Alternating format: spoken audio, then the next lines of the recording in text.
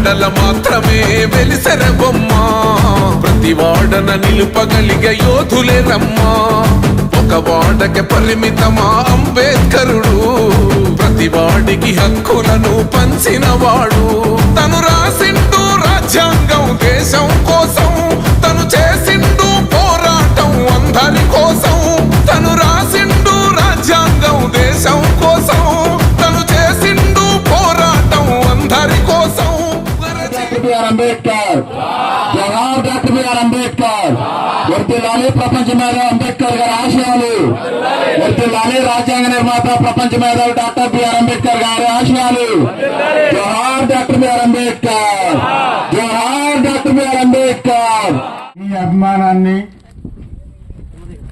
నా అభిమానాన్ని రంగరించి మన ఆహ్వానాన్ని మన్నించి చేసినటువంటి పెద్దలు ఉన్నారు ఇక్కడ గౌరవ పెద్దలు చాలా మంది వారందరినీ నేను మీకు పరిచయం చేయవలసిన బాధ్యత నా మీద ఉంది.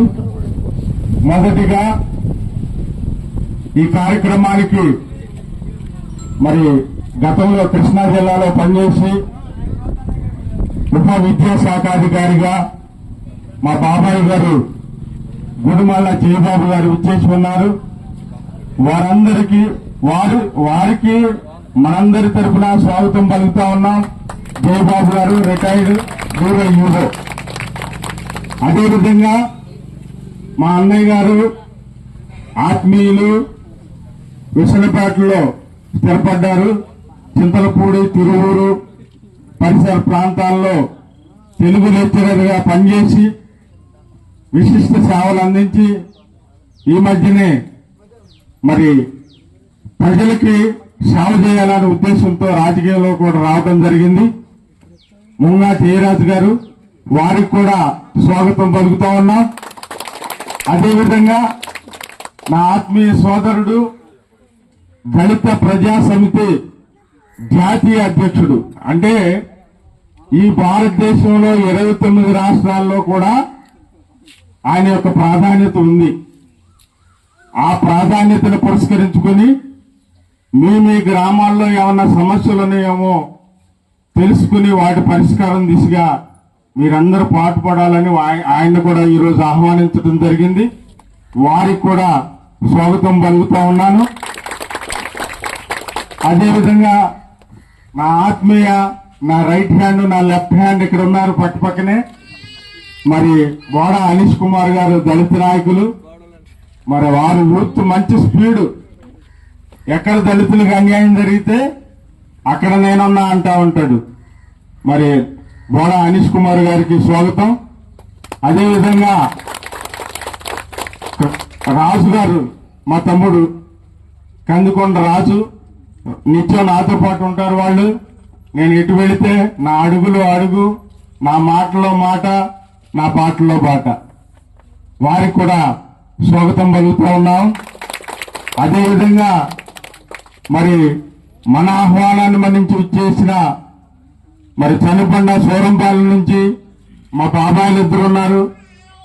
మరి గుడిమళ్ళ బాబు గారు చిన్ని గారు, వారికి కూడా స్వాగతం పలుకుతా ఉన్నా. అదేవిధంగా రాము గారు విజయరాజు గారు, వారికి కూడా స్వాగతం పలుకుతా ఉన్నా. ఇక్కడికి వచ్చిన పెద్దలందరూ మిమ్మల్ని గురించి మమ్మల్ని గురించి బాబాసాహెబ్ అంబేద్కర్ గారి గురించి చెప్పే మాటలు మనం వినాలి. అందువలన ఒక అరగంటలో మన ప్రోగ్రాం పూర్తి చేసేద్దాం.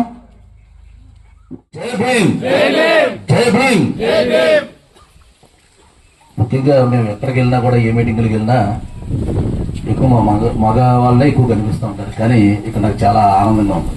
ఎందుకంటే మా ఆడపడుచులు చాలా మంది ఉన్నారు, చాలా సంతోషంగా ఉంది. ఎక్కువ అంబేద్కర్ గారు పెద్దలు చెప్పినట్లుగా తన యొక్క న్యాయశాఖ మంత్రిత్వ శాఖకి ఆ పదవికి తృణప్రాయంగా రాజీనామా చేసింది కేవలం మీ ఆడవారి కోసం. ఈరోజు మరి ఇంతటి మహోన్నతమైన కార్యక్రమానికి ప్రథమంగా శ్రీకారం చుట్టినటువంటి మా సోదరులు, మా ఆప్తులు అన్న మారుమూడి థామస్ గారు మరి ఇక్కడ విగ్రహదాతగా మరి ఈ కార్యక్రమాన్ని చేయడానికి మూల స్తూపంగా నిలబడ్డారు. ఆయనకి నా యొక్క ప్రత్యేకమైన జయభీములు. అట్లాగే ఇక వేదికను అలంకరించినటువంటి పెద్దలు జయరాజు గారికి ఇంకా మిగతా నా యొక్క సోదరులందరికీ కూడా నా యొక్క ప్రత్యేకమైన జైలు తెలియజేస్తా ఉన్నా. మేము రాష్ట్రంలో నలుమూలలా ఉన్నటువంటి ప్రాంతాల్లో, ప్రతి రాష్ట్రంలో తెలంగాణలో కానీ ఈ మధ్యగా తిరుగుతున్నటువంటి ప్రాంతాల్లో ఎక్కడ చూసినా అంబేద్కర్ గారి బొమ్మలు మన యొక్క దళిత వాడల్లో చాలా చక్కని రూపాలు కలిగినటువంటి విగ్రహాలను ప్రతిష్ఠిస్తా ఉన్నారు. కానీ ఈ యొక్క అంబేద్కర్ యొక్క విగ్రహాలను మన దళిత వాడల్లో నిర్మించుకోవడం వల్ల, స్థాపించుకోవడం వల్ల ఆయనకు నివాళులు అర్పించినట్లు అవుతుందా? మొన్న ఏప్రిల్ 14వ తేదీన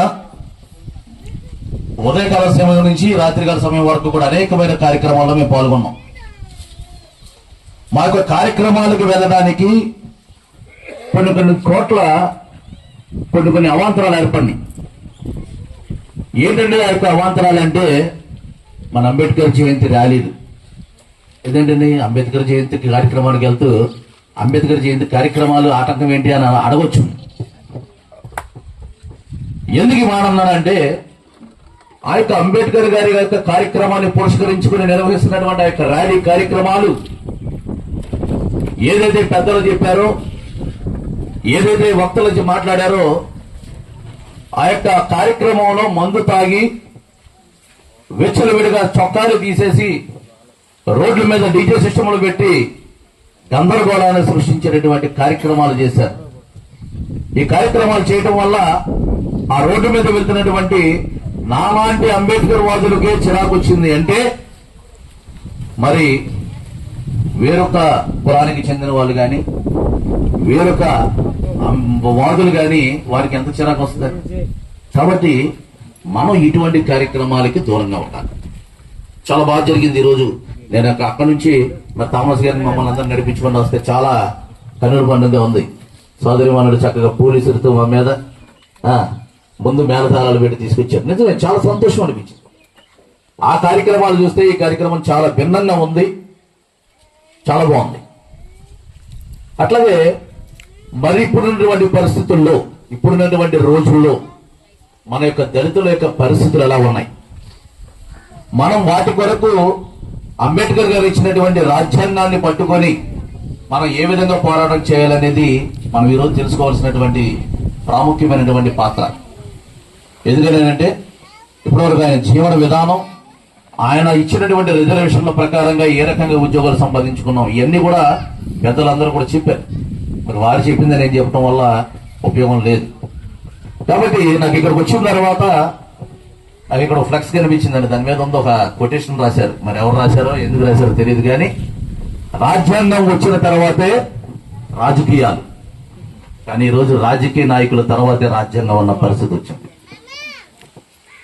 ఇలా చెప్పారు ప్రధానమంత్రి, నేను అంబేద్కర్ రాసిన రాజ్యాంగం ద్వారా ప్రధానమంత్రిని అయ్యాను, టీ అమ్ముకునే ఉండని చెప్పారని. కానీ అదే ప్రధానమంత్రి రాజ్యాంగాన్ని మారుస్తానని శపథం చేశాడు. కానీ గట్టి గుణపాఠం చెప్పబట్టి ఆయన మరల ప్రధానమంత్రిగా ప్రమాణ స్వీకారం చేసే రోజు రాజ్యాంగాన్ని కళ్ళ కట్టుకొని అప్పుడు చెప్పాడు ఆ మాట. అంతకుముందు రాజ్యాంగం మార్చేయడానికి సిద్ధపడిపోయాడు. అంటే అంబేద్కర్ యొక్క పేరుని, అంబేద్కర్ గారు రాసినటువంటి రాజ్యాంగాన్ని ముట్టుకుంటానంటేనే నీకు సీటు తగ్గినాయి. ఇక అంబేద్కర్ గారిని మారుస్తానంటే నీ పరిస్థితి ఏంటి?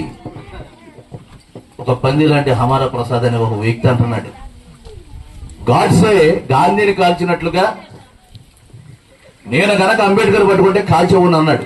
కాలుస్తాను అన్నందుకు తీసుకెళ్లి లోపలేసారండి. ఇక ఆయన టచ్ చేసేటటువంటి ప్రభావం ఎవరికైనా ఉందండి ఈ రోజున? లేదు. అంబేద్కర్ పేరు ఒక నినాదం. ఆ యొక్క పేరు నిమ్న జాతుల్లో ఉన్నటువంటి వారికి ఊపిరి, ఆక్సిజన్ లాంటిది. అంటే మనందరికీ కూడా ఆక్సిజన్ లాంటిది. ఆక్సిజన్